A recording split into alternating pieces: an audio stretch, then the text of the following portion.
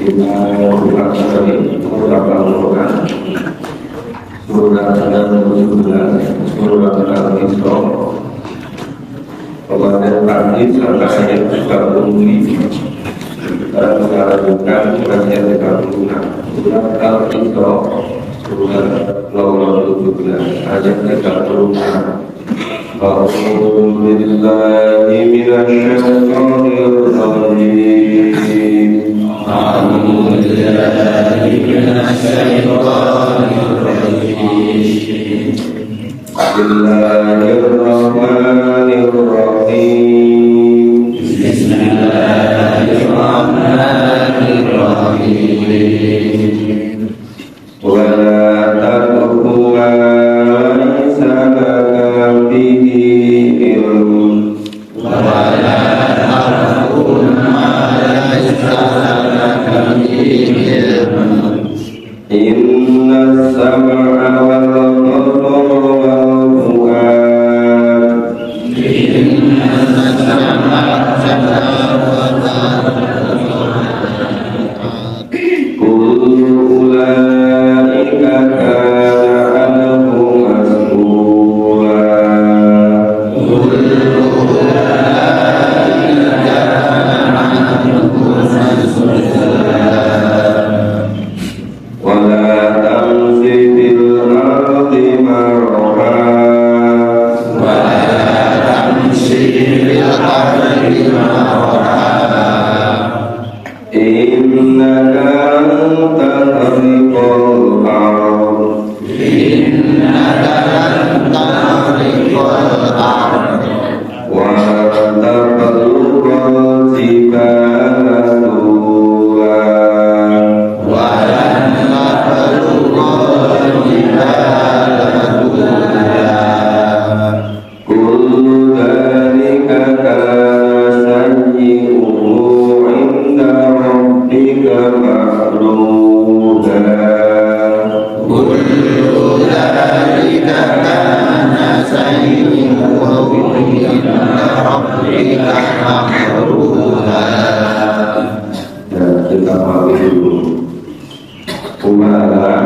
dan sarawan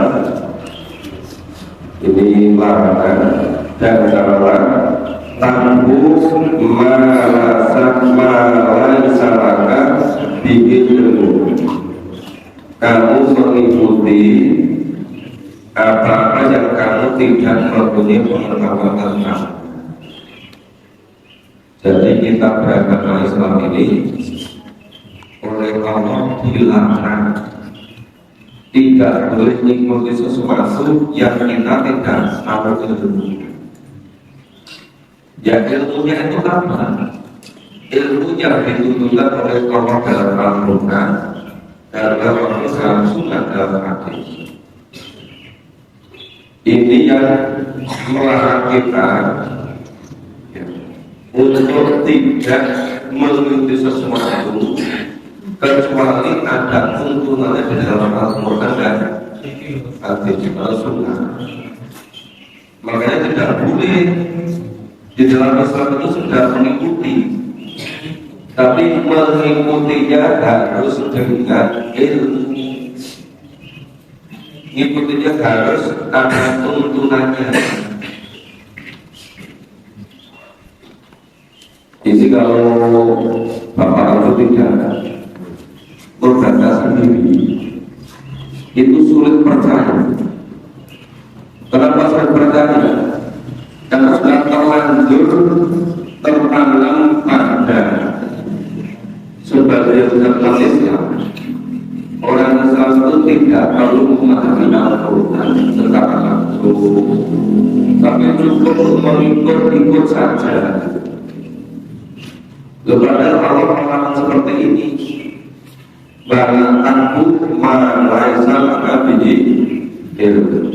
Dan janganlah kamu mengikuti sesuatu yang kamu tidak tahu tentang ilmunya.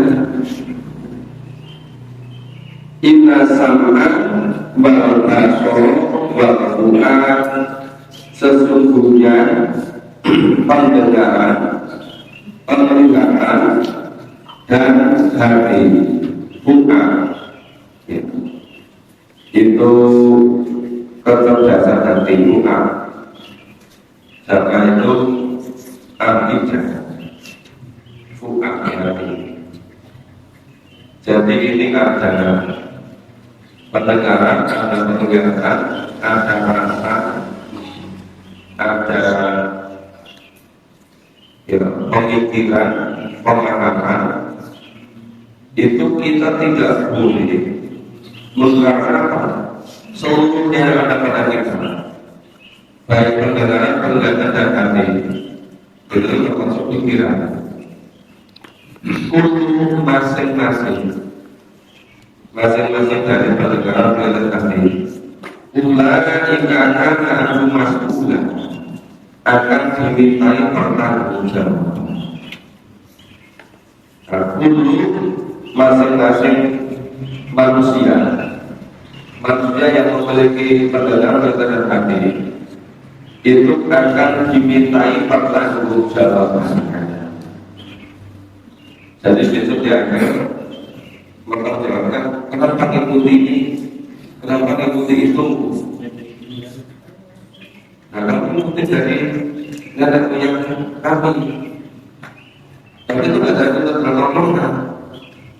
Itu repot besok berlomba. Makanya beragama Islam itu harus betul-betul untillah, harus betul-betul karena Allah. Karena seluruh indera kita itu nanti akan diminta pertanggungjawaban. Bala tansib arti marokan, dan janganlah kamu bergerak di muka bumi marokan dengan sombong, dengan angkuh, dan dengan takabur.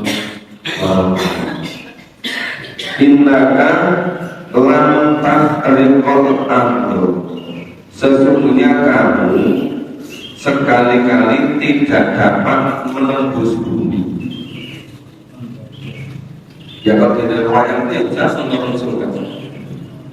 Jadi orang itu kan di dalam kita dalam cerita wajah yang bisa menembus bumi. Terus dari siapa lagi? Walau tahu berjika Tuhan. Dan sekali-kali kamu juga tidak akan dapat sampai setinggi gunung. Tidak sampai ke setinggi gunung. Itu gunung yang paling tinggi itu berapa ribu meter ya? 8.000.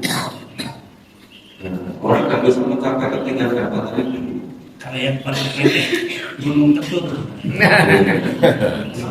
Kulika kana sayyi'u akulu semua atau masing-masing dalika ya kesalahan tadi karena sayyi'u adalah kejahatan itu indarobika makruha, kesehatan yang sangat dibenci oleh Allah.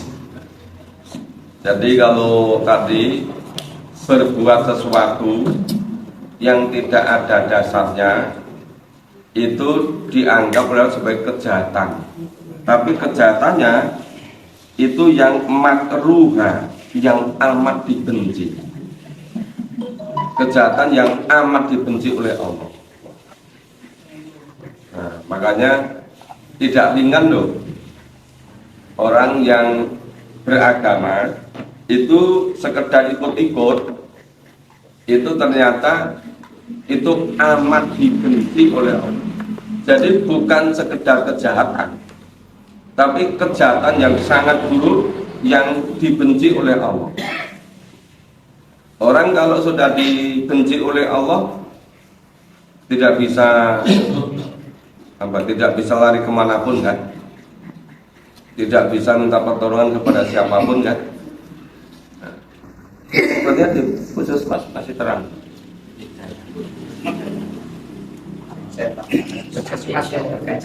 Oh, soalnya kalau ngajinya kita pindah ke khusus.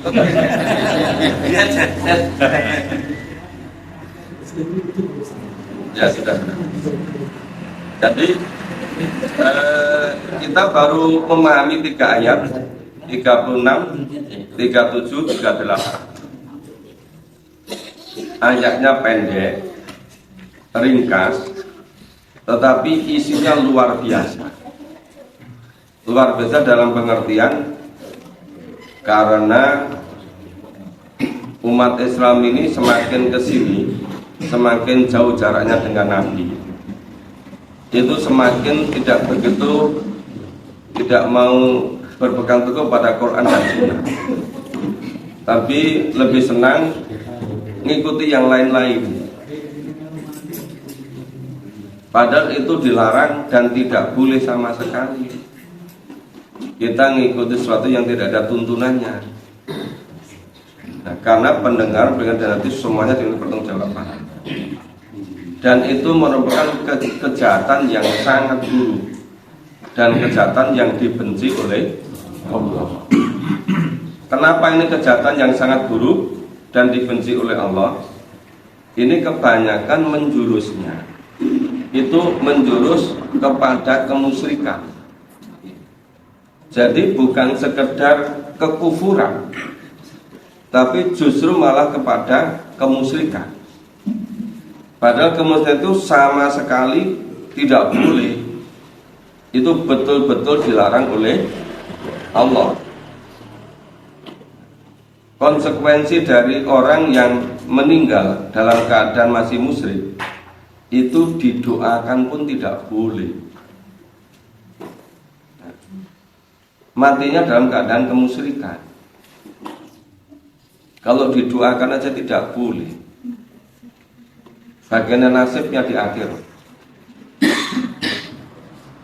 Makanya marilah mumpung kita masih ada kesempatan, kita oleh Allah masih kasih waktu, mari sama-sama kita pahami Al-Quran supaya cara kita beribadah, cara kita hidup di dunia ini betul-betul mengikuti tuntunan Allah dan Rasul dengan berpedoman pada Al-Quran dan Sunnah. Cuma karena Sunnah ini sudah terlalu banyak yang dipalsukan ya, karena ditulis setelah tahun 99 atau 101 Hijriah. Kemudian sudah banyak yang dipalsukan. Makanya relatif sulit bisa memahami hadis-hadis yang sahih kalau kita nggak paham Quran. Karena salah satu syarat hadis itu bisa terima, itu isinya tidak boleh bertentangan dengan Al-Quran. Isinya tidak boleh beda dengan Al-Quran. Lah kalau kita tidak paham Quran, kan nggak tahu ini beda atau tidak, ini sesuai apa tidak, ini bertentangan apa tidak. Jadi tanpa mengetahui Al-Quran secara tuntas, kita itu sulit bisa menentukan hadis ini bisa diterima apa tidak. Makanya berkali-kali sampaikan, sedapat mungkin kita pahami dulu Al-Quran supaya cara beragama kita itu kokoh. Jangan sampai kita beragama di dunia yang sangat sebentar, merasa bahwa sudah sangat bagus cara beragamanya, ternyata nggak dituntunkan oleh Allah dan Rasul, tidak ada di dalam Al-Quran dan As-Sunnah. Nanti kalau repot kan mengira bahwa dia sudah cara beragamanya betul, mengharapkan sekali ke surga, ternyata cara beragamanya tidak mengikuti Allah dan Rasul. Itu kan penyesalan tiada taranya ini.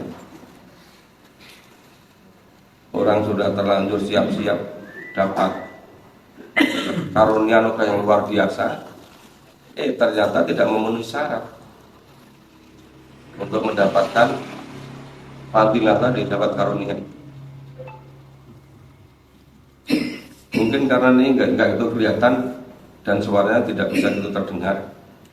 Kalau Bapak Ibu ada yang perlu barangkali bertanya, silakan boleh bertanya sambil kami respon. Mudah-mudahan listriknya segera hidup atau kalau belum hidup, mudah-mudahan nanti suatu ketika kita bisa mengupayakan gimana kalau ada salah satu rumah, kalau listriknya mati kita tidak terganggu, tapi tetap juga masih bisa memahami Quran. Silakan kalau ada Bapak Ibu. Ada yang mau bertanya? Ada Pak. Silakan Pak. Assalamualaikum warahmatullahi wabarakatuh. Yang ingin saya tanyakan itu kan ini tadi diterangkan bahwa kalau kita meneliti sesuatu harus ada ilmunya.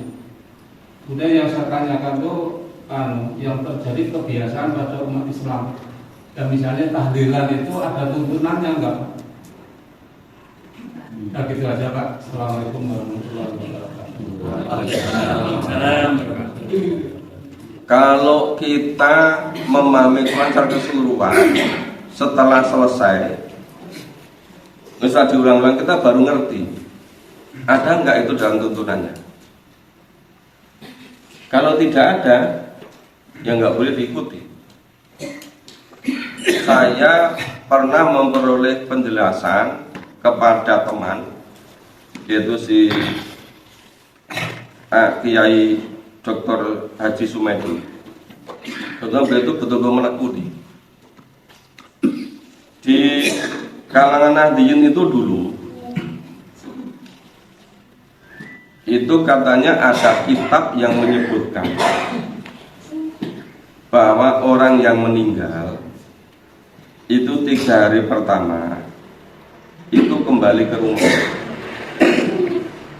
Kemudian hari ke-7, kemudian hari ke-40, kemudian hari ke-100, kemudian hari ke-1000.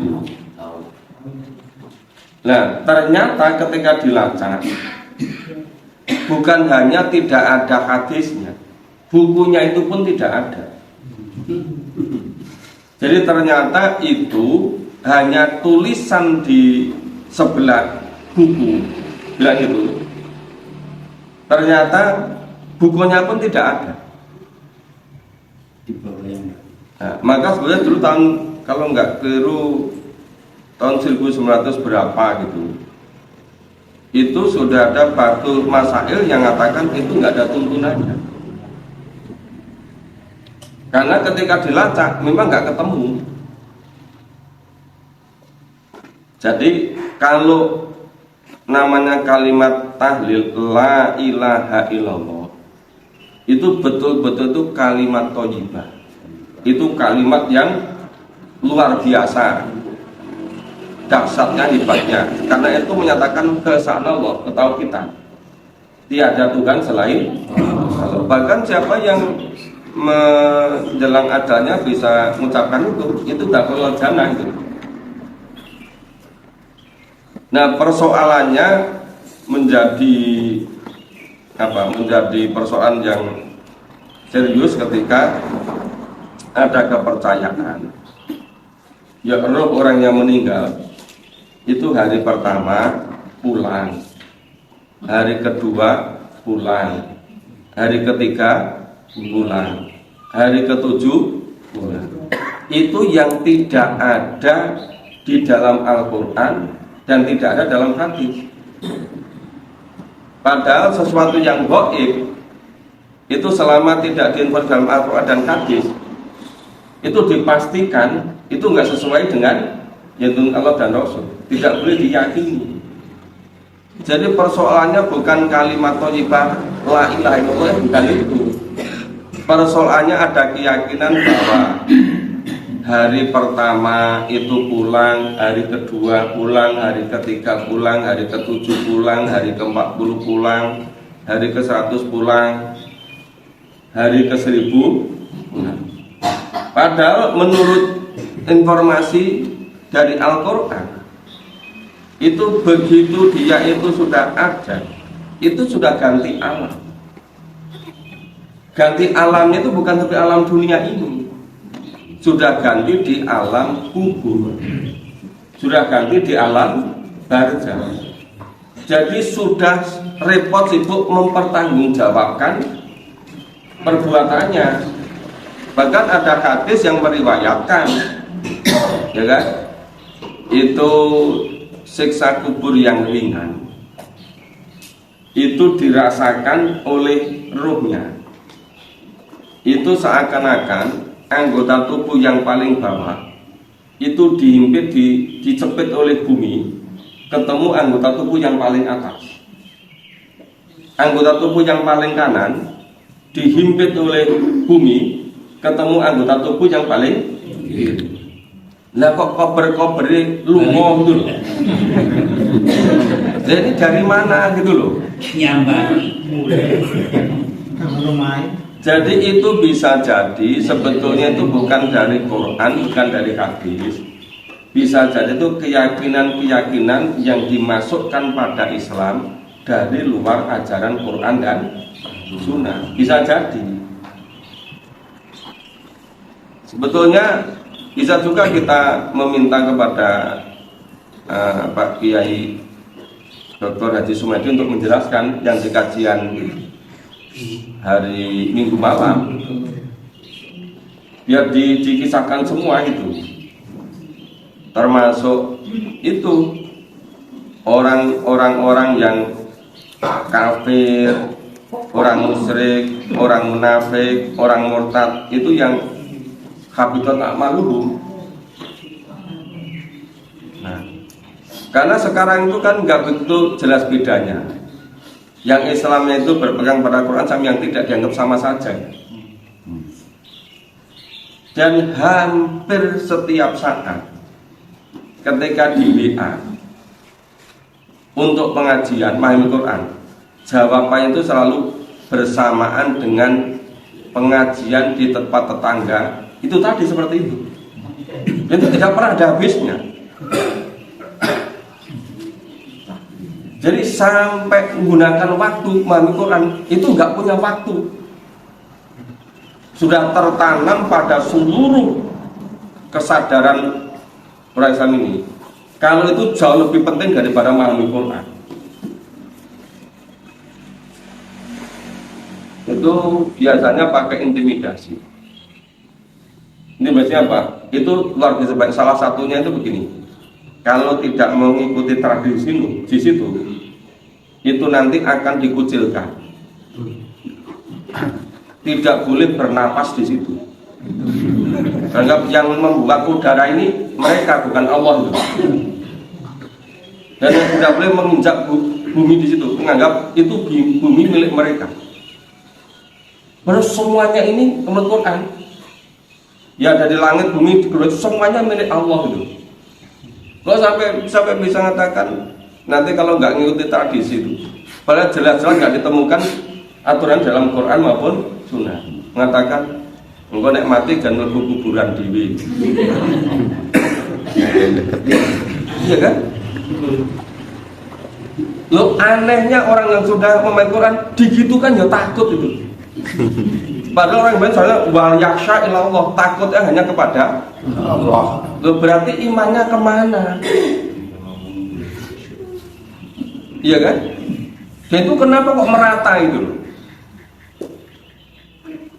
Itu saya setiap saat kalau itu jawabannya itu gitu. Malam hari ini itu nanti di sini.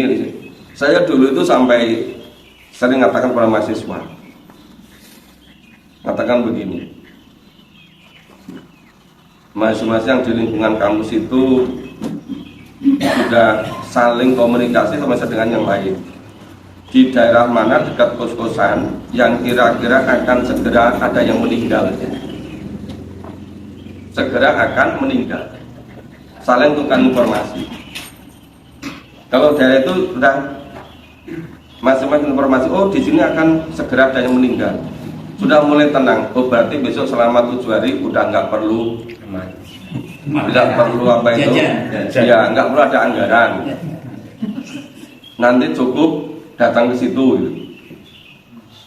Jadi kalau mahasiswa Dharma itu datang ke situ bukan karena mau doakan itu, dia dapat itu, gitu loh. Nah, maka saya sampaikan, coba jadi mahasiswa itu waktunya belajar kapan, waktunya tugas kapan, sudah punya jadwal.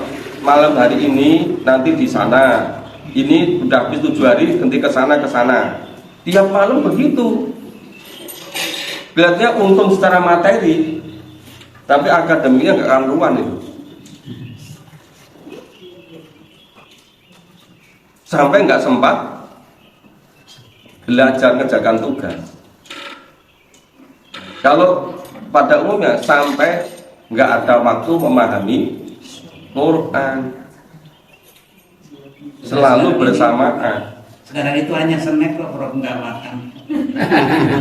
Makanya lu udah 3 hari atau 7 hari. Iya, diperkecil jadi 3 hari. Tahun depan sehari.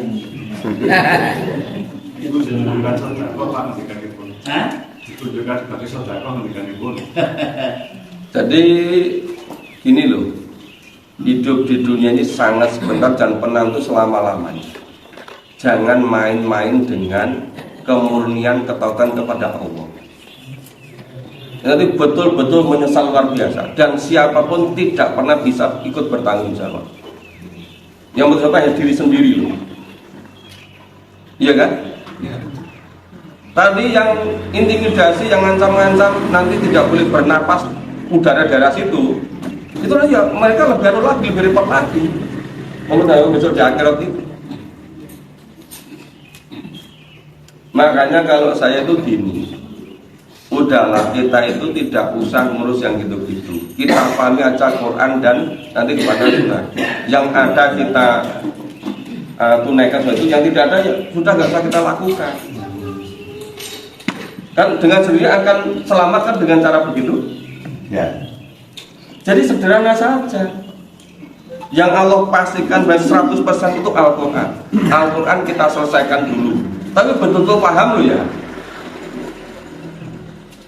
Kalau nggak betul paham, itu nanti nggak tahu, nggak bisa membedakan. Karena fungsi Al-Quran itu sebagai furqan, pembeda. Mana yang dituntunkan, mana yang tidak. Maka prioritas kita itu bagaimana caranya supaya kita semuanya bisa paham isi Al-Quran secara tuntas, secara kafah. Kalau kita paham semua, kita baru bisa membedakan mana yang ada pada Al-Quran, mana yang tidak. Nanti kalau kita terlalu banyak yang itu habis energi kita. Sedangkan hidup kita dunia ini kan sangat terbatas. Kita masing-masing nggak tahu sampai kapan. Seandainya tahu ya sangat berbahaya kan. Misalnya, kalau saya hidupnya tinggal 2 bulan lagi, terus ini membuat undangan. Nanti 2 bulan lagi tanggal sekian jam ke rumah saya ya, takziah saya. Gitu. Malah repot semua kan. Nah, udah kita tidak usah terlalu repot memikirkan sesuatu yang belum pasti tuntunan di dalam Al-Quran dan Sunnah. Lebih baik kita fokus pahami Al-Quran secara tuntas. Dan Tuhan akan kita tahu semua, bisa membedakan mana yang dituntunkan Allah dan Rasul, mana yang mudahkan cara beragama kita. Mudahkan Bapak Ibu. Ya. Makanya kenapa kita tuh kadang-kadang itu menganalisis kenapa yo orang cuma memahami Quran kok diganggu, kok dirintangi, khawatirnya apa gitu, yang ditakuti apa gitu. Padahal seandainya kita tuh saling menghargai, ya saling berlapang dada, itu orang biar ada pilihan masing-masing. Tidak usah ditakut-takuti, tidak usah kalau nanti tidak gini-gini akan diisolir itu. Kenapa kalau nggak usah begitu? Kita lapang saja, karena semuanya dijamin oleh konstitusi undang-undang. Jadi kita itu dijamin oleh undang-undang untuk melaksanakan agama yang kita anut gitu loh. Nah Islam itu ya Quran hadis. Kalau nggak ada Quran hadis tidak ada Islam gitu. Iya kan? Nah, kalau saya secara ringkas begitu respon. Tapi kalau misalnya Bapak Ibu kira-kira menganggap hal ini sangat penting, kami bisa nyampaikan kepada Pak Kiai Sumedi untuk dijelaskan dari A sampai Z-nya. Seandainya dipandang penting. Tapi kalau saya memang fokus saja, kita paham Quran dulu sampai selesai. Nanti biar kita bisa bedakan. Nah begitu. Silakan. Assalamualaikum warahmatullahi wabarakatuh. Waalaikumsalam. Disampaikan oleh Pak Edukasi. Jadi kalau tidak salah itu kan amal dunia semua tergantung terus kita sebagai umat muslim itu juga diwajibkan untuk mendoakan orang tua kalau sudah itu meninggal. Misalkan itu niatnya sebenarnya itu tidak hanya untuk peringatan sehari, 3 hari, 7 hari, 100 hari ataupun 1000 hari. Tetapi kita misalkan orang tua kita itu sudah meninggal, punya niat untuk mendoakan orang tua. Niatnya untuk mendoakan orang tua, tetapi juga mengundang ataupun minta bantuan saudara-saudara kita, tetangga kita untuk terus mendoakan itu bagaimana?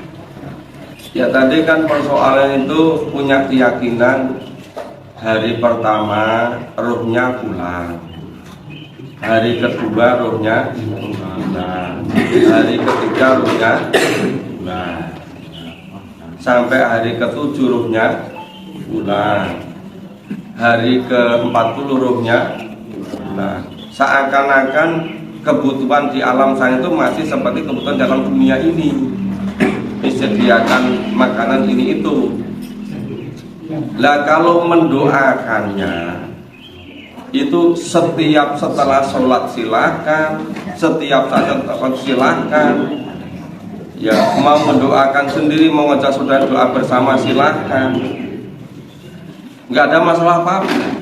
Yang dipersoalkan tadi kan ada keyakinan terhadap yang gaib, yang itu tidak sumbernya dalam Quran dan Sunnah. Ternyata ketika sudah dibahas di Baitul Matail nggak ditemukan.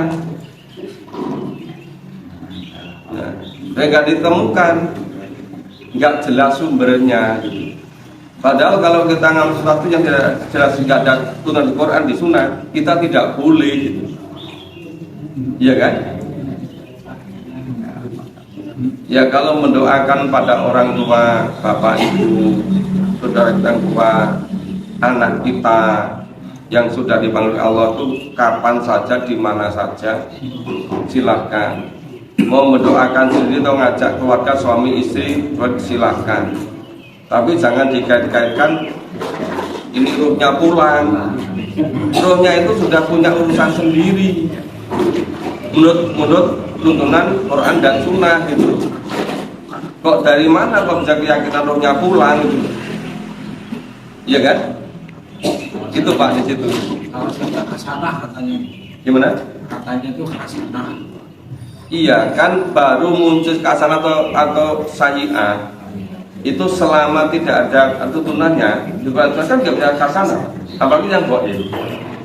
Itu kan yang nama ar-ruhu bi amrillah. Ruh itu urusan Allah. Kita itu hanya tahu sangat sedikit itu yang diberitakan di dalam Al-Quran. Rasulullah tahu karena diberitahu oleh Allah. Karena aslinya asalnya urusan yang gaib, masalah roh itu hanya Allah semata. Jadi tidak bisa kita mengira sendiri hasanah atau sayyi'ah itu menurut perasaan kita, menurut kita.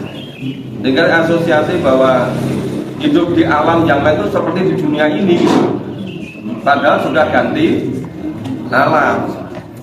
Ya sama, pergantian dari alam rahim ke alam dunia itu lain sama sekali alamnya kan.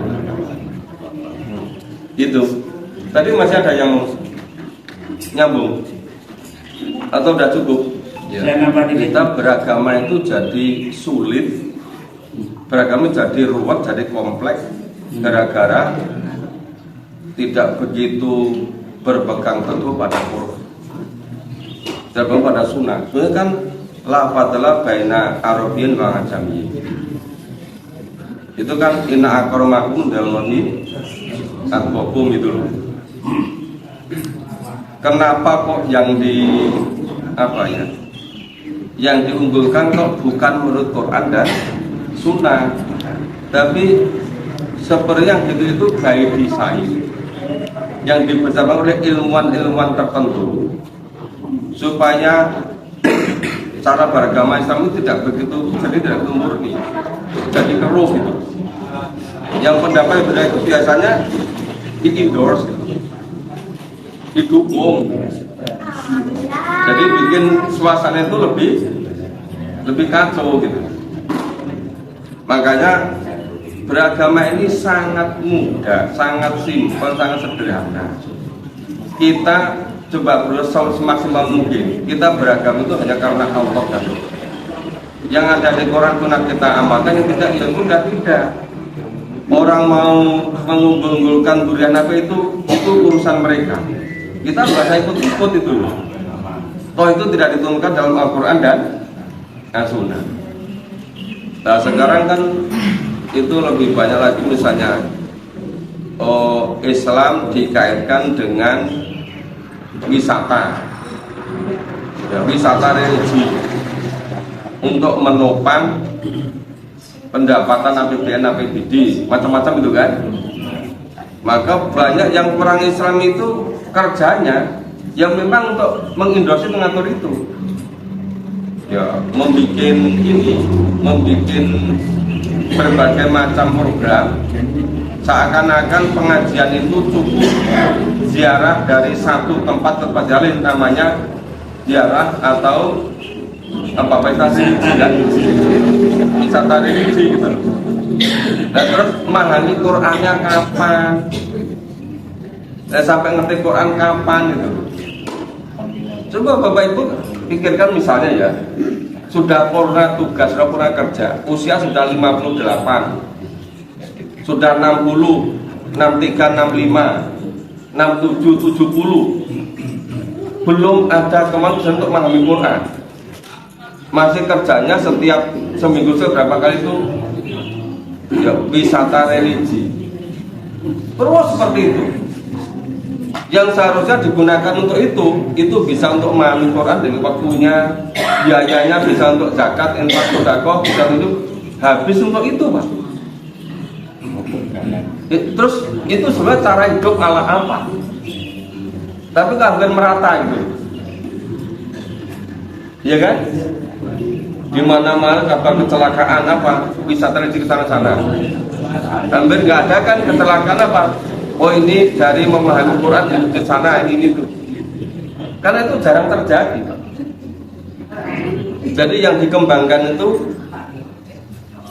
tadi wisata religi. Kemudian tadi mengkeramatkan. Itu tuntunan dari mana lagi? Nggak pernah ada dalam Quran, nggak pernah ada Sunnah. Yo beratus-ratus tahun dilaksanakan begitu. Semakin kesini semakin menjadi-jadi, semakin banyak. Makanya kenapa kalau ada di antara generasi yang beragama Islam itu kalau punya tertarik, punya kelebihan terkait dengan wisata, terkait dengan gitu, itu mudah sekali berkembang ke seluruh dunia, di industri berbagai macam media. Tapi kalau misalnya ada di antara orang satu yang sangat sungguh-sungguh dalam hal makan sayur dan roti untuk percaya pakai Quran ini, nah itu dipersulit Pak, ditenggelamkan itu. Nah, karena mereka punya program seperti itu. Ya, untuk sementara sampai sini Bapak Ibu, ini mestinya seharusnya sudah hampir surut, cuma surutnya nggak kelihatan di dalam. Mungkin kalau sudah keluar nanti kelihatan. Ya, insya Allah kita lanjutkan besok pagi. Yang jadwal nanti malam di Masjid Al-Mubarok. Bapak Ibu yang menyampaikan silakan. 510.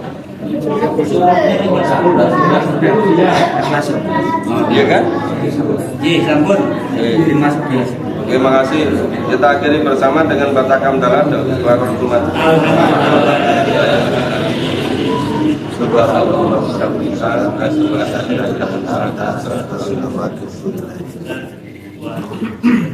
Jadi walaupun pagi hari ini kita baru memahami 3 ayat, insya Allah tidak mengurangi pahala dari Bapak Ibu. Amin.